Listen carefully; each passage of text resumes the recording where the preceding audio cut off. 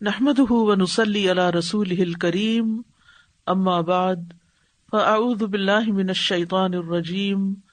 بسم الله الرحمن الرحيم رب اشرح لي صدري ويسر لي امري واحلل عقدة من لساني يفقهوا قولي۔ محرم اللہ کا مہینہ ہے،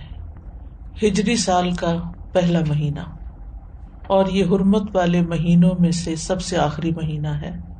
یعنی 3 جو پے در پے مہینے ہیں ان میں سے آخری مہینہ ہے، اور وہ پے در پے مہینے ذوالقعدہ، ذوالحجہ اور محرم ہیں، اور رجب الگ سے ہے۔ مہینوں کی گنتی کے بارے میں